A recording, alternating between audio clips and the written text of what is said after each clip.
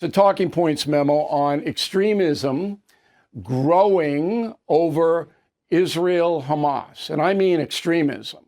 Okay, we're not talking about just points of view that are out of the ordinary. We're talking about dangerous points of view.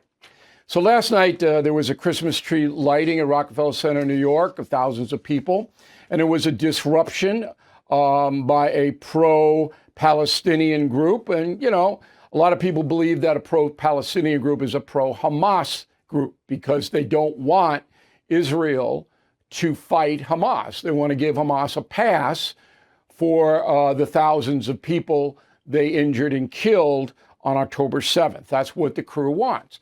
Well, the New York City police were magnificent. They did not let the extremists get through to the tree.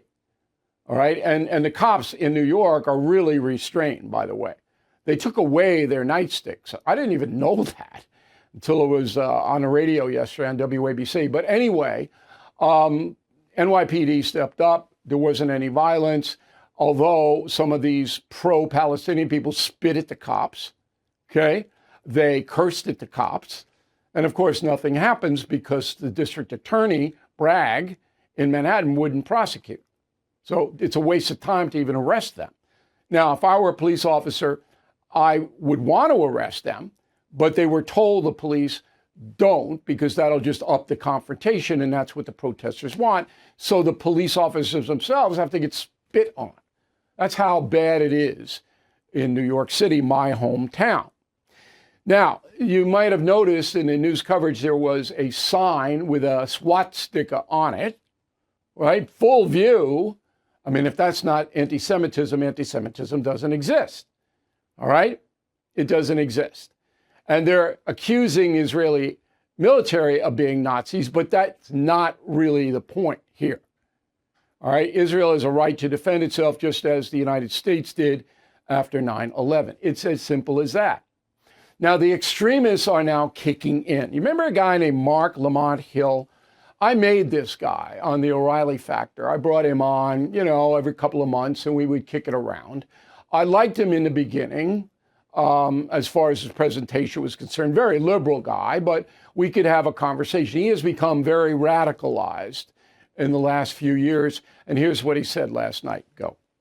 There is an occupation, an effective occupation of the Gaza Strip by Israel, which has led to a slow death for Palestinian people. There is an illegal occupation of the West Bank, which is a slow death for the Palestinian people. The actions of Hamas, whatever you think of them, are not the reason why Palestinian people are facing depopulation and ethnic cleansing and a genocide. All right, there is no ethnic cleansing or genocide in Gaza. It doesn't exist. If you are living there and you have access to an automobile, you can drive right out of Gaza. Okay, you can drive into Egypt, you can drive north into Israel, you can drive to Lebanon, you can go to another place, get on a plane. There's a million ways you can get out of there if you want to.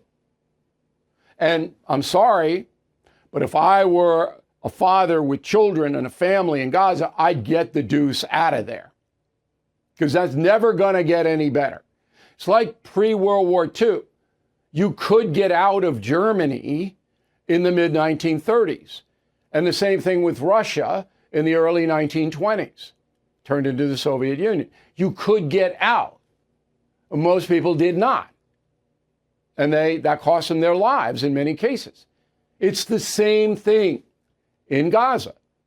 Now, the reason you get out is there is no hope for a better life if the people running the place are terrorists. Hamas runs Gaza, and Hezbollah runs the West Bank. There's no hope for things getting better. There's no two-state solution because there's only one state, Israel. Everything is expensive these days, you know that. The government is printing trillions of dollars and consumer prices higher than ever. If the government continues its printing and spending, the dollar could continue its free fall and lose its coveted role as the world reserve currency. Let's hope that doesn't happen. But there are a few things you can do right now. American Hartford Gold can show you how to protect your money, your retirement, your hard-earned savings against inflation by helping you diversify a portion of your portfolio into physical gold and silver. Start with a short phone call, and they can have physical gold and silver delivered right to your door or put inside your 401k or IRA. So please call or text them right now.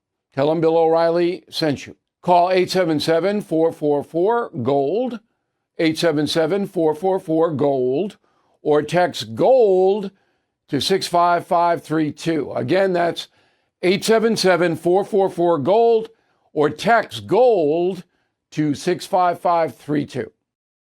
Thank you for watching the No Spin News. To watch the full episode anytime on BillO'Reilly.com, please sign up to become a premium or concierge member.